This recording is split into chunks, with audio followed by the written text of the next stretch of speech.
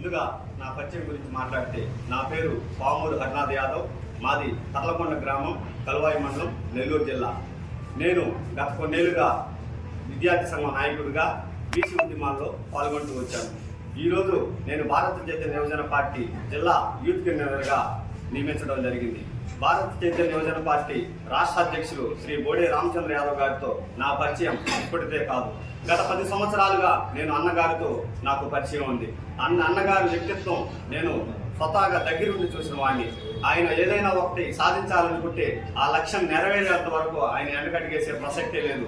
ఆయన ఆశయం ఒకటే, ఈ రాష్ట్రంలో ఇప్పటి వరకు ఎవరికైతే రాజ్యాధికారం లేదు, ఎస్టీ, బీసీ, దళితులు, మైనార్టీలతో కాపులు, బ్రాహ్మణ్స్ ప్రతి ఒక్కరు కూడా అన్నగారు కలుపుకునేదానికి సిద్ధంగా ఉన్నారు.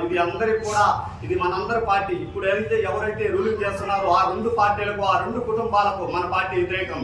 భారత చైతన్య యువజన పార్టీ రాబోయే రోజుల్లో ఖచ్చితంగా అధికారంలోకి వస్తుందని మేమైతే ప్రగాఢంగా నమ్ముతున్నాం. ఎందుకంటే ఆయన వ్యక్తిత్వం గురించి, ఆయన స్వభావం గురించి దగ్గరగా చూసిన వ్యక్తిగా నేను 10 సంవత్సరాలుగా ఆయనతో ఉన్నాను కాబట్టి ఆయన స్వభావాన్ని, ఆయన వ్యక్తిత్వం నాకు నెక్కచ్చిగా తెలుసు. ఆయన ఏదైనా ఒక లక్ష్యం అనుకుంటే ఆ లక్ష్యం నెరవేరేంత వరకు ఆయన లక్ష్య సాధన కోసం పోరాడతారు.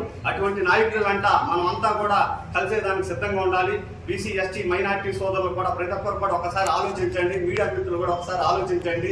ఎక్కడ సమస్య ఉంటే అక్కడ వెనుక దాడి చేసే మన నాయకుడి గురించి మీరు కూడా మీ సోషల్ మీడియా ద్వారా అందరికీ కూడా తెలియపరచాలని కోరుకుంటూ, ఇలాంటి నాయకుడు మనందరికీ రాబోయే రోజుల్లో ఎవ్వడికి దొరకడు కాబట్టి ఇలాంటి నాయకుడిని మనం అంతా కూడా గెలిపించుకుని 2029లో అధికారంలోకి తెచ్చుకోవాలని ప్రతి ఒక్కరిని కూడా కోరుతున్నాను. Thank you.